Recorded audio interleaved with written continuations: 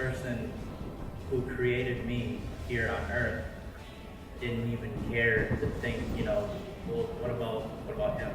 Thank you, Dad, right? For just giving us a voice today to be able to share.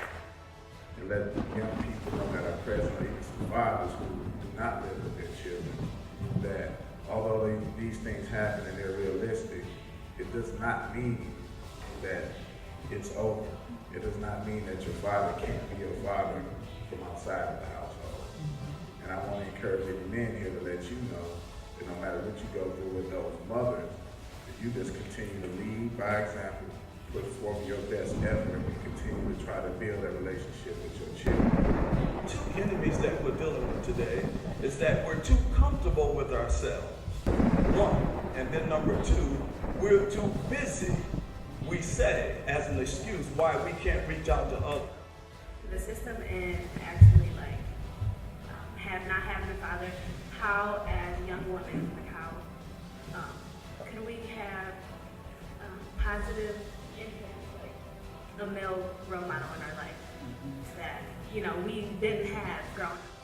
Terrified. I was afraid of what I was going to grow up and become. I was 18 and I knew the legacy of the men in my family, and I was terrified. I was next in line. I said, man, I'm terrified. And I went to his church with him, gave my life to Christ, and it gave me the opportunity to have a different legacy than the men in my family. I mean, I'm the life of the party, but I've never had a drink of alcohol. I was so afraid I'd wind up being my father. And I always thought that first drink was, right from this moment on, don't wind up being your daddy's legacy. See, that's yours. You know what you know now.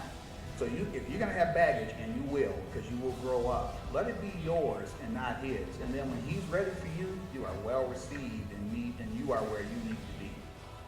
You realize is not only are you a victim of being fatherlessness, but most of the time your dad is a victim of some same situation. And he's not only afraid of your world, but you're also afraid of his world. He's probably, I can't say for everybody, but him brushing you off is because he doesn't know what to say. With my dad, he didn't know to just say the one word I wanted to hear was, I love you, or the one word I wanted to hear was, I was proud of you. And you pray and you pray and you pray, but you're so young, and it's like the bridge is already broken, so it's too late. You can't fix it. Like God didn't fix it then, so why try to fix it now? Sometimes I believe like fathers do take when they leave family. Sometimes that can be good for the kids too, because when my dad left, I was excited. I don't know why anybody was. I was proud because I was already broken. I was already abused. I didn't want the same abuser to sit here and teaching my little brothers like that's the way to go in life. Now I watch my little brothers grow up, and they are turning out to be just like them. But I can't say anything. I try to, but hey, I'm from a family of 11. My mom has 11 children, but I feel like once the road is broken, it's already broken. And sometimes when fathers do leave, like I got a little cousin, he passed away a couple of months ago. Well, his dad beat him to death. And I feel like if he would have left the situation, if he would have never been involved in his life, he wouldn't have been in that situation. And if the pain stayed there, I cried, and then I just want to know how do you let that person back in after they try to step back into your life? Like how do you accept them back when they want to step to you and say, son, I love you, but you just told me a while back that you didn't care. So I want to know, how do I let that go, and how can I move forward? Never let someone else tell you what your identity should be. And never let your decisions on your worst day or somebody else's decision on their worst day become your identity.